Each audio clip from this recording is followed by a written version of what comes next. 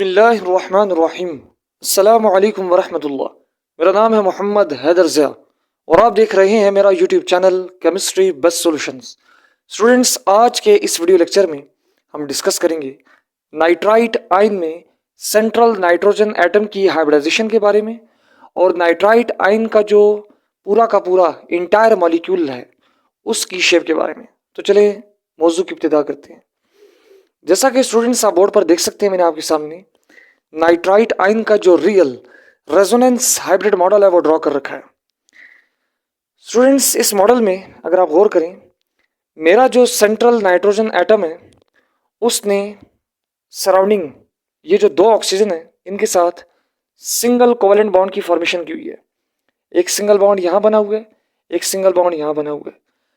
Blue colour की dotted line से आपको एक पाई बॉन्ड भी बनता हुआ नजर आ रहा होगा। स्टूडेंट्स, ये हमारे पास डीलोकलाइज पाई बॉन्ड है, यानी ये ऐसा पाई बॉन्ड है जो ना तो मुकम्मल तौर पर इस ऑक्सीजन पर मौजूद है ना मुकम्मल तौर पर इस ऑक्सीजन पर मौजूद है, बल्कि ये पार्शली इधर मौजूद है और पार्शली इधर मौजूद है। यानी मेरा जो पाई बॉन्ड है उसका कुछ हिस्सा इधर बन रहा है, इधर बन रहा है। तो पाई बॉन्ड करेक्टर इस ऑक्सीजन में भी बनता हुआ नजर आएगा और पाई बॉन्ड करेक्टर इस ऑक्सीजन में बनता हुआ नजर आएगा। जनरली आप लोगों ने नाइट्राइट आयन का जो स्ट्रक्चर देखा होगा बुक्स के अंदर, वो कुछ इस तरह से देखा होगा स्टूडेंट्स, जहां पर आपको ये बताया जाता है कि नाइट्रोजन जिन दो ऑक्सीजन से बॉन्डेड है उनमें से एक ऑक्सीजन से उसने डबल बॉन्ड बनाया हुआ है और एक ऑक्सीजन से नाइट्रोजन ने सिंगल बॉन्ड बनाया हुआ है। ये गलत मॉडल है क्योंकि ये रियल मॉडल नहीं है। रियल मॉडल के अंदर हम ये देखते हैं कि जो हमारे पास पाई बॉन्ड होता है वो लोकलाइज नहीं होता। अगर आप इस स्ट्रक्चर को गौर करें जो जर्नली बुक्स में आपको मिलेगा, इधर ये जो पाई बॉन्ड बना होता है ऑक्सीजन के साथ, ये इसी ऑक्सीजन पर बज़ाहिर नजर आ रहा होता है कि लोकलाइज है, लेकिन क्योंकि यहाँ पर रेजोनेंस की कंडीशंस लगती हैं, यहाँ रेजोनेंस होती है, तो हमें एक्सपेरिमेंटल डाटा ये बताता है कि ये पाई बॉन्ड इधर नहीं होगा, बल्कि ये पार्शली दोनों ऑक्सीजन एटम्स पर मौजूद होगा, पार्शली डिस्ट्रीब्यूट होगा। यानी हमारे पास पाई बॉन्ड अगर 100% था तो 50% वो इस जगह पे बनता हुआ नजर आएगा, 50% इस जगह पर बनता हुआ हमें नजर आएगा। अब हमने निकालनी है सेंट्रल नाइट्रोजन एटम की हाइब्रिडाइजेशन।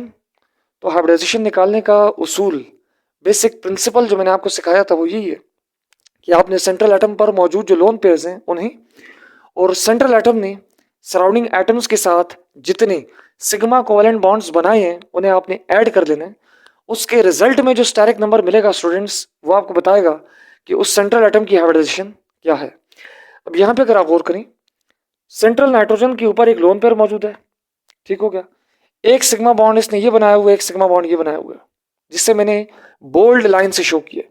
और ये ब्लू लाइन से डॉटेड लाइन से जो मैंने बॉन्ड शो किया ये पार्शियल पाई बॉन्ड है, ठीक हो गया स्टूडेंट्स। जो 50% इस ऑक्सीजन के साथ भी बन रहा है, 50% उस ऑक्सीजन के साथ भी बन रहा है। अब आपने जस्ट हाइब्रिडाइजेशन में सिग्मा बॉन्ड को लोन पेयर को देखना है, पाई बॉन्ड को आपने नजरअंदाज करना है, उस पर फोकस नहीं करना। तो एक सिग्मा बॉन्ड ये है स्टूडेंट्स, एक सिग्मा बॉन्ड ये है, तो 1+1 और एक लोन पेयर है, उसमें 1 और ऐड कर दें तो स्टेरिक नंबर आ जाएगा स्टूडेंट 3, विच मीन्स कि सेंट्रल नाइट्रोजन एटम की जो हाइब्रिडाइजेशन है वो है sp2। क्योंकि हमने पढ़ा था कि अगर स्टेरिक नंबर सेंट्रल एटम का 3 हो उस वक्त सेंट्रल एटम की जो हाइब्रिडाइजेशन होती है वो sp2 होती है। अब स्टूडेंट, इस केस में हमारे पास जो मॉलिक्यूलर शेप बनती है नाइट्राइट आयन की वो बननी चाहिए ट्राइगोनल प्लानर, लेकिन हम देखते हैं कि ट्राइगोनल प्लानर नहीं बनती। उसका रीजन क्या है? उसका रीजन ये, अगर मेरे सेंट्रल नाइट्रोजन एटम ने सराउंडिंग में 3 ऑक्सीजन से बॉन्ड बनाया होता, उस सूरत में मैं कहता कि ट्राइगोनल प्लानर ज्योमेट्री बनेगी।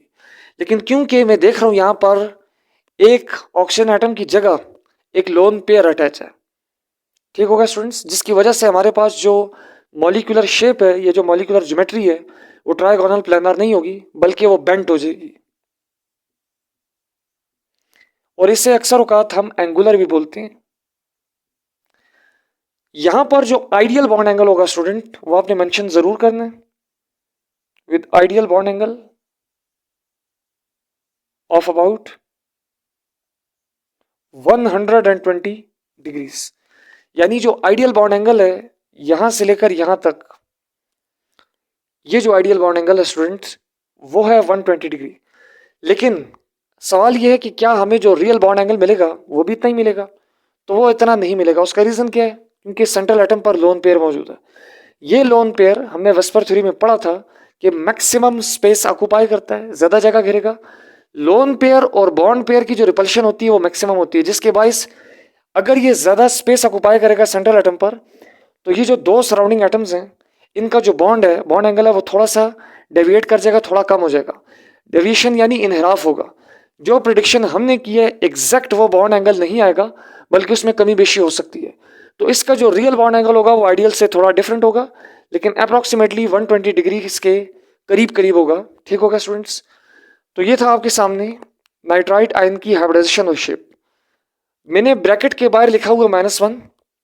ब्रैकेट के बाहर -1 इस बात को रिप्रेजेंट कर रहा है कि जो -1 है ये नेट चार्ज है, टोटल चार्ज है। ठीक हो गया? जो पूरे के पूरे मॉलिक्यूल पर बराबर से बटा हुआ है। ठीक हो गया? इक्वली डिस्ट्रीब्यूट है। जब हम उसके मैग्नीट्यूड को कैलकुलेट करते हैं तो वो एक इलेक्ट्रॉन के एलिमेंट्री चार्ज के बराबर आता है, जिसको मैंने ब्रैकेट के बाहर यूं लिखा है -1 की फॉर्म में। तो स्टूडेंट्स, मैं उम्मीद करता हूँ मेरा ये आज का वीडियो लेक्चर आपको पसंद आया होगा। मजीद इस तरह की इंफॉर्मेटिव वीडियोस हासिल करने के लिए हमारे इस YouTube channel chemistry best solutions के साथ जुड़े रहें। हमारे इस चैनल को ज़्यादा से ज़्यादा शेयर और सब्सक्राइब करें, ताकि आने वाली नई और इन्फॉर्मेटिव वीडियोस बर वक्त आप तक पहुँच सकें।